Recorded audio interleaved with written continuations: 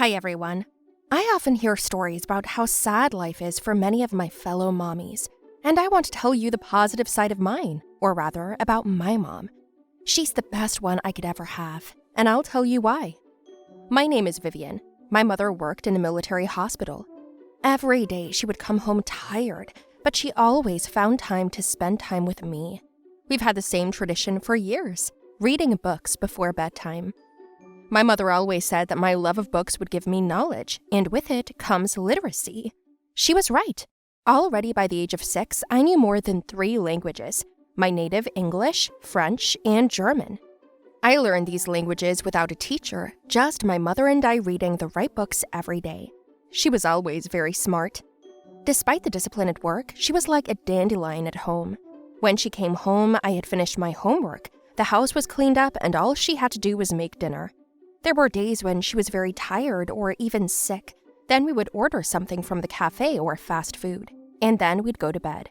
If she wasn't feeling well, I would read a book and Mom would fall asleep. For as long as I can remember, my mother had always been told good things about me from my teachers. She would stand there and listen proudly about what a daughter she had raised. But the only thing my mother would answer at that moment was, "I didn't raise her. She changed me." To me, that was the ultimate praise. But why did it turn out that way? I remember as a kid, when I was playing with my peers, they often got into trouble. You know, riding off the bike, falling down, ripping their pants, and then sitting there crying. Not because their knee was busted, but because their jeans were torn. "What are you doing, Adam? Your knee hurts. You need to go home and show your mom." "I can't go home. My mom will kill me." "For what?" "For tearing my pants." "But how come? You didn't do it on purpose. Your knee hurts." "What would your mom do?" "She'd fix my wound and then mend my pants." "She wouldn't even scold you?" "No." "She wouldn't kick you in the head?" "No, I didn't do it on purpose. She knows that." "That's a weird mom you have. Everybody else scolds you and hits you." "I've never been hit." "Never? Maybe you just don't remember." "No, I've never been hit. My mom's always talked to me, but she's never hit me." "Wow, that's fantastic." "Yeah, it's fantastic, Adam. Let's go home." Is that weird for you, too? Yeah, my mom never hit me or scolded me. We always talked through everything. Yeah, there were days when she wasn't in the mood, but she always talked about it, just said she wanted to be alone. And I respected that, as she did me when I asked her to leave me alone for a while. One day I went to her work to drop off lunch. There were a bunch of soldiers staring at me, all discussing and throwing nasty words like compliments. I went into my mom's office and asked her how she worked there in the first place. Mom smiled and said she was used to it, and then asked me to wait a little while and left the office. I was alone with her colleague. "You're her daughter, right?" "Yes." "Nice to meet you. Finally, I saw the one for which she's working so hard, in spite of her health." "What's wrong with her health?" "Well, you don't know? Your mom's seizures have gotten worse. I offered her treatment at a clinic. They have good doctors, but she keeps talking about raising money for you to go to college." "What kind of clinic, did you say?" "It's a cancer clinic. They have specialized doctors there. I know an old lady who lived another 10 years when she was diagnosed with leukemia. And your mom's much younger than that. She can handle it." "Leukemia? Oh, you didn't know that, did you?" Those words were the punchline. I ran out into the hallway and caught my mom, started yelling at her for not telling me everything. And only then did I notice her hands. They were bruised from the IVs. "How long have you known?" "Daughter, let's talk at home." "How long have you known?" 9 months. "And you didn't say anything all this time? How could you, Mom?" "I'm sorry, I didn't mean to upset you. It's gonna be okay. I'm being treated at the local hospital." "A local hospital? To hell with college, Mom. Let's go to the best hospital." "I can't afford it. You could die." She was silent in response. I cried so hard the whole hospital could hear. The soldiers were staring at us, but I couldn't help myself. I just cried. I then ran home without her, frantically searching for phone numbers of anyone who could help. I called my father, but he just threw his hands up and said there was no money. The bank told me that only my mother could withdraw money from her account. There were no relatives. There was nowhere for help. And one day, while she was sleeping at home, I called her colleague and found out all about the clinic she was talking about. I went there, they greeted me nicely and told me that my mom needed chemo and that they could help. They needed $10,000 all at once to book the patient in. That's all my mom had saved in her account. So I tricked her into withdrawing the money. I caught her under the influence of sedatives, and in that state, she signed a piece of paper like a power of attorney in my name. I withdrew all the money and took it to the clinic. I arranged for chemotherapy, providing the tests I found in the house. Everything was under control. I'm smart. I'm educated. The next day I asked her to take me somewhere, but I was undecided. Mom took me to the clinic, then immediately realized what kind of place it was. Daughter, it's very expensive. I'm not going here. This is expensive, but your life is priceless. I won't be able to die in peace knowing that you have no money. We'll fix you up and you won't have to die, you know? I'd rather not go to college than witness whatever it is I'm about to witness. Okay, just a consult. No, Mom, you're going to therapy. What therapy? Did you pay for everything? Yeah. When? I withdrew the money from the account and... Well, it's all set. Let's go. Oh no, daughter, you shouldn't have been so careless. You can't. Mom, it's okay. It's already paid for.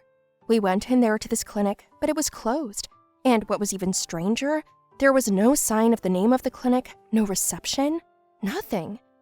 I was beginning to realize that there was something wrong. I noticed a security guard and asked him where the doctors were. What doctors? The ones that were working here yesterday? I don't know. They've been working here for a couple of months. Then yesterday they packed up and left.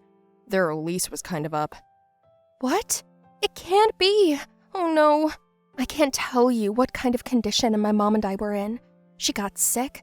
The guard called an ambulance and she was hospitalized. The hospital said they'd heard about those charlatans and they were sorry to hear about it. I had taken all of our money and gave it to them. Meanwhile, Mom was kept sedated and asleep. I went to the hospital and screamed at her colleague for advertising fraud. She swore she knew nothing about it. Just then, some captain came up to me and started asking, but I didn't answer anything and left.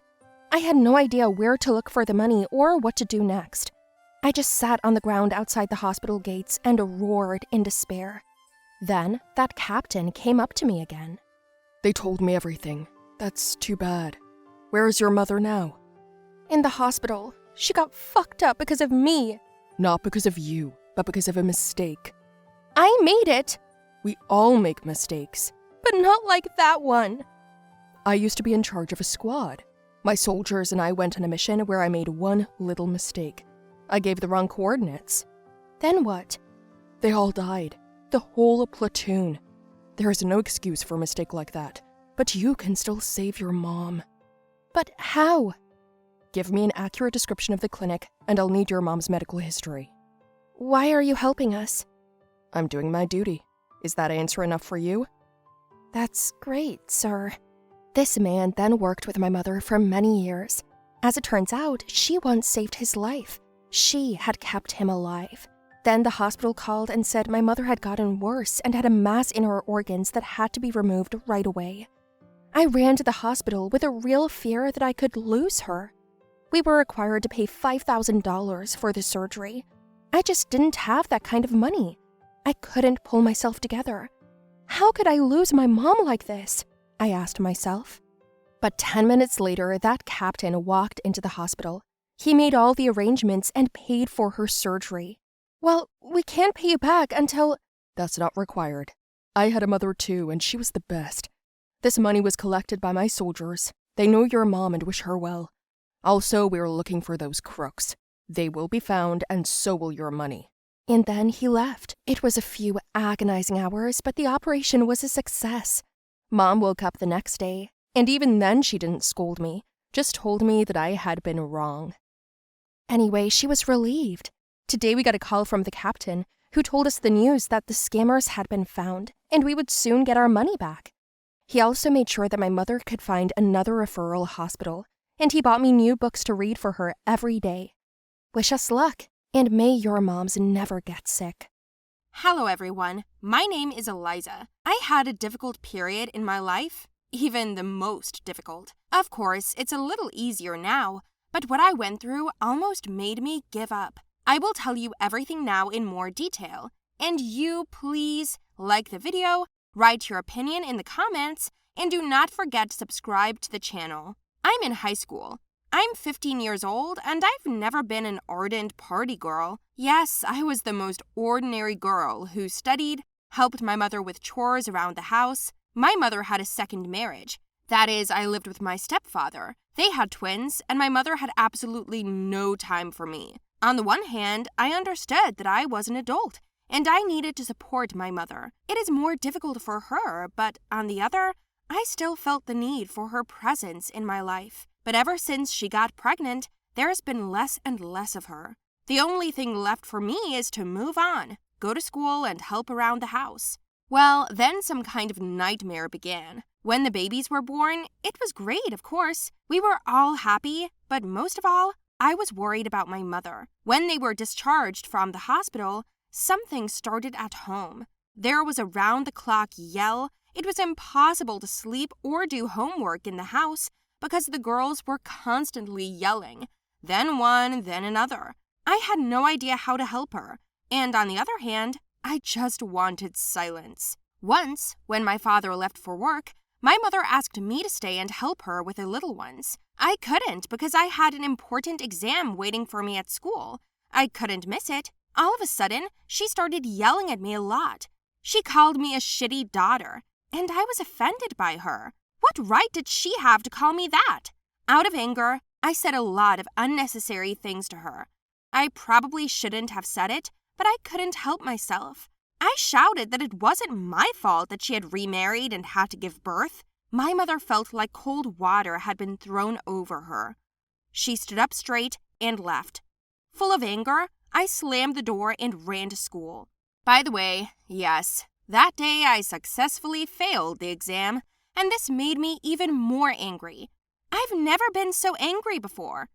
Anyway, just in time for me to step out into the hallway after the exam, Cal came up to me. This is a guy from another group. He has been hitting on me for a long time, but I did not return his love. He invited me to a party in honor of the fact that his parents went on vacation and left him alone in their big house. I decided to accept the invitation and went with him as agreed. I was very drunk that night, and I think I was taken with a first glass of champagne. I felt so bad that I couldn't control myself anymore.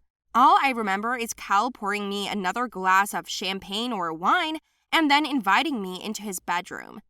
I didn't even say anything. I just went with him, and I don't remember much about what happened there. When I woke up the next morning, I felt like my whole body was hurting, including my head. Cal started to say something to me, but I put my hand over his mouth. I didn't want to hear it. I got dressed and left. I heard a lot more from my mother, and our relationship heated up. But the problems didn't end there. After a week, I noticed something. I had delayed menstruation. I bought a pregnancy test, and yes, it's like I've won the fucking jackpot. I got pregnant. All I felt at that moment was regret and confusion. I felt sorry for myself, and also terribly afraid. I now did not know what to do and how to be. I definitely didn't want to tell Cal about it, and I planned not to tell anyone yet. My mother knocked sharply on the bathroom door, and I ran out of it like I was scolded.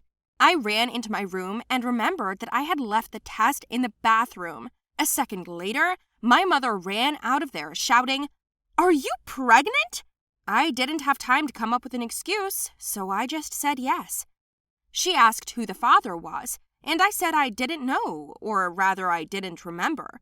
She almost had a heart attack.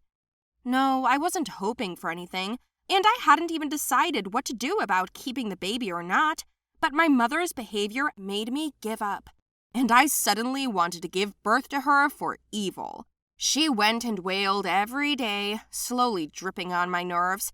She demanded that I have an abortion. I said I was going to give birth. To be honest, I didn't expect such a reaction, but she collected all my things and put them out the door. I couldn't believe she'd done that. Well, how can you kick out your pregnant daughter? I felt a sense of despair and resentment, and all I wanted to do was cry. I cried a lot and every day. It's a good thing my girlfriend took me in. Natalie was kind, and she lived alone with her parents. Nat understood my situation and promised to help me in any way she could. I don't know how long I lay and cried. Apparently, it was influenced by hormones. It's been a week, and I haven't heard from my mother. Of course, this upset me even more. My stepfather didn't care about me. I didn't need anyone but myself and my girlfriend. As soon as I thought about it, someone came to the door. Imagine, it was my stepfather. He brought me money, food, and clothes.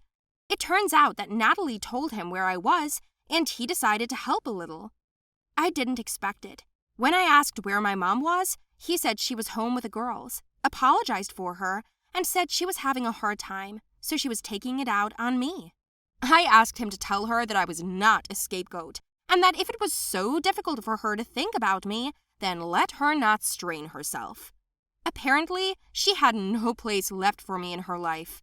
My stepfather must have felt it too, so it was like he was apologizing.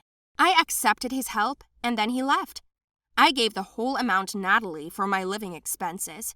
We held out for another month, but I needed care, a doctor and all that, and I didn't even know where to go. I was so scared. I was getting even more depressed when someone knocked on our door again. I thought it was my stepfather again, but Cal was standing outside the door. He threw himself on me, kissed me, hugged me, and swore that he would love our child more than anyone else. I couldn't believe it. I thought he was kidding, but it turns out I was wrong about him. Cal hugged me and asked me why I didn't say anything, why I didn't tell him, and all I said was, "Are you sure the baby's yours?" To which he replied that he did not doubt it for a second, and he was right. Cal talked to his parents, and they took me home with them. He had a great family, they accepted me, and Cal started working for his father and earning money. I took a sabbatical from school to calmly go through the pregnancy and give birth. In general, wish me good luck, because in a couple of months, we will see our baby.